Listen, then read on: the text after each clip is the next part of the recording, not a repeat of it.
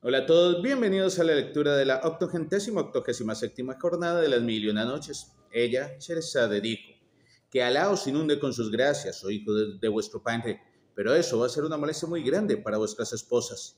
Mas ellos empezaron a protestar diciendo: ¿Una molestia? Pues no son tus esclavas. ¿Y qué tienen que hacer de más urgencia que preparar manjares que contribuyan a tu restablecimiento? Y hemos pensado, padre, que lo mejor para ti sería que cada una te preparara una bandeja de manjares cocinados por ella, a fin de que tu alma pueda escoger entre todos los que te sean más agradables por el aspecto, por el olor y por el sabor, y de tal suerte te volverá la salud y curarán tus ojos. Y el sultán los abrazó y les dijo: Vosotros sabréis mejor que yo lo que me conviene. Y en vista de aquella innovación que los regocijó hasta el límite del regocijo, los tres príncipes fueron en busca de sus tres esposas y les mandaron que prepararan cada cual una bandeja de manjares que fuesen admirables a la vista y al olfato. Y cada uno estimuló a su esposa respectiva diciéndole: es preciso que nuestro padre prefiera los manjares de mi casa a los de la casa de mis hermanos. Y entre tanto los dos hermanos mayores no cesaron de burlarse de su hermano menor, preguntándole con mucha ironía qué iba a enviar a su esposa, la enorme tortuga, para hacer volver el apetito a su padre y dulcificar el paladar. Pero él no contestaba a sus preguntas e interrogaciones más que con una sonrisa tranquila. En cuanto a la esposa de Shater Mohammad, que era la gigantesca tortuga solitaria, no esperaba más que aquella ocasión para demostrar de lo que era capaz.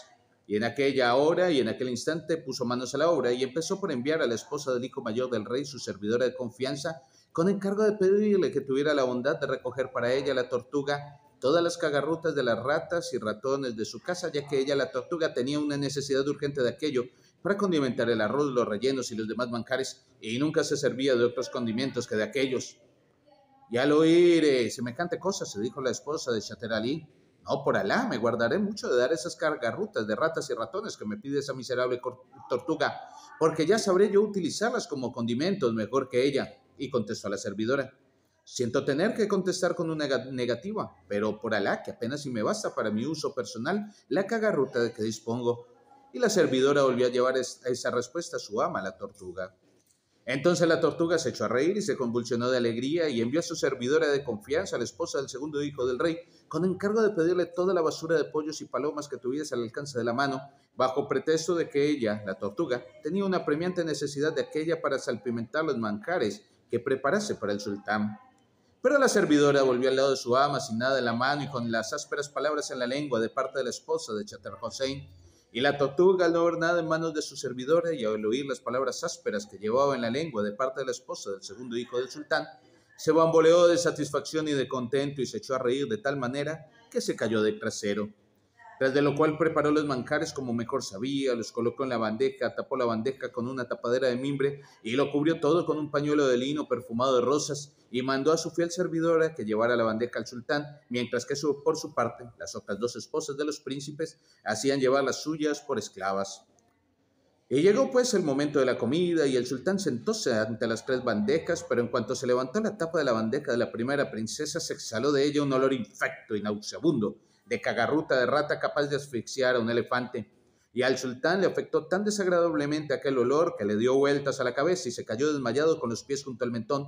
Y sus hijos se apresuraron a rodearle y le rociaron con agua de rosas y le abanicaron y consiguieron hacerle recobrar el conocimiento. Y al acordarse de la causa de su indisposición, no pudo por menos dar rienda suelta a su cólera contra su nuera y abrumarla a maldiciones. Y al cabo de cierto tiempo se le pudo calmar y tanto hubo de porfiársele que se le decidió a que probara la segunda bandeja. Pero en cuanto se le destapó, llenó la sala un olor atroz y fétido, como si acabasen de quemar allí la basura de todas las aves de corral de la ciudad. Y aquel olor penetró en la garganta, en la nariz y en los ojos delicados del desdichado sultán, que a la sazón creyó que se iba a quedar ciego del todo y a morir. Pero se apresuraron a abrir las ventanas y a llevarse la bandeja causante de todo el mal y a quemar incienso y bencuy para purificar el aire y contrarrestar el mal olor. Y cuando el asqueado sultán respiró un poco al aire libre y pudo hablar, exclamó: «Oh hijos míos, ¿qué daño he hecho a vuestras esposas para que así maltraten a un anciano y le caben la tumba en vida? Esto es un crimen que castiga Alá». Y los dos príncipes esposos de los que habían preparado las bandejas se mostraron muy acontecidos y contestaron que aquello era una cosa que escapaba a su entendimiento. Y entre tanto, el joven príncipe Chater Mohammad fue a besar la mano de su padre y le suplicó que olvidara sus impresiones desagradables para no pensar más que en el gusto que le iba a dar la tercera bandeja. Y el sultán, al oír aquello, llegó al límite de la cólera y de la indignación y exclamó: ¿qué dices, oh Chater Mohammad? ¿Te burlas de tu anciano padre? ¿Que toque yo ahora los manjares preparados por la tortuga cuando los preparados por dedos de mujeres son ya tan horribles y tan espantosos? Bien veo que entre los tres habéis jurado hacer estallar mi hígado y darme a beber de un trago la muerte. Pero el joven príncipe se arrojó a los pies de su padre y le juró por su vida y por la verdad sagrada de la fe que la tercera bandeja le haría olvidar sus tribulaciones y que él, Chater Mohammad, consentía en tomarse todos los manjares si no eran del agrado de su padre.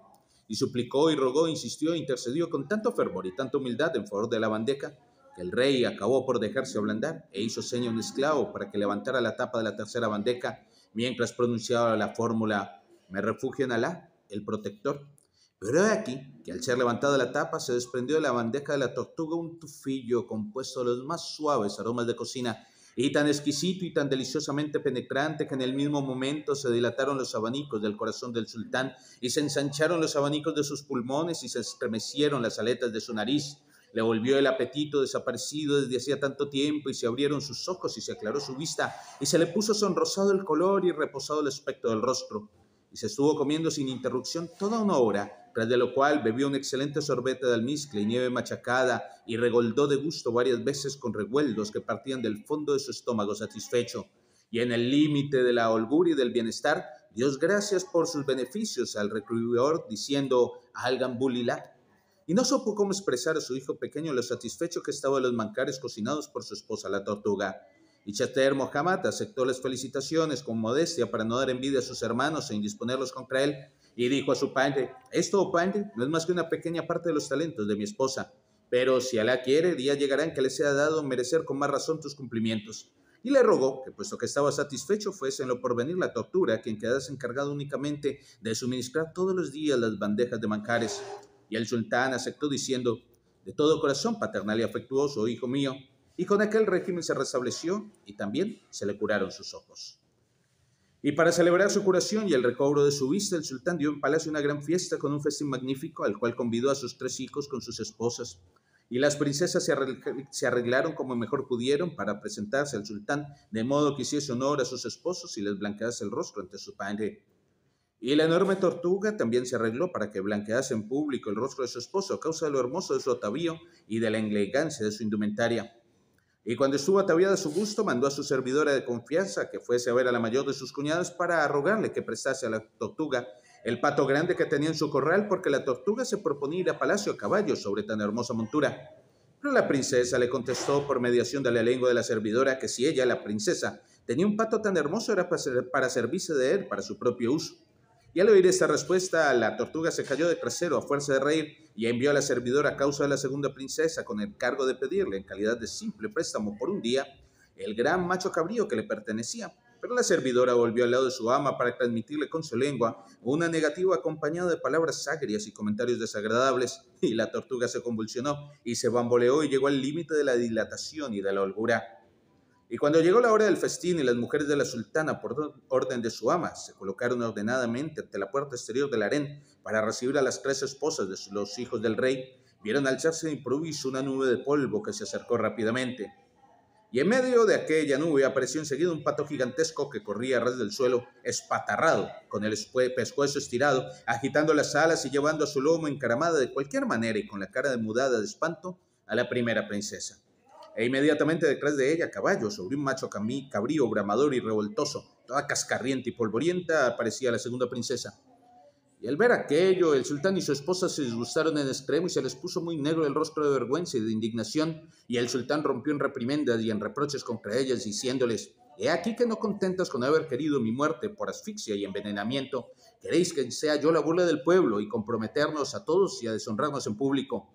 Y la sultana también la recibió con palabras airadas y ojos atravesados, y no se sabe lo que habría sucedido si no hubiesen anunciado la proximidad del cortejo de la tercera princesa, y el corazón del sultán y el de su esposa se atemorizaron, porque se decían: si han venido de ese modo las 2 primeras que pertenecen a nuestra especie de seres humanos, ¿cómo va a venir la tercera que pertenece a la raza de tortugas?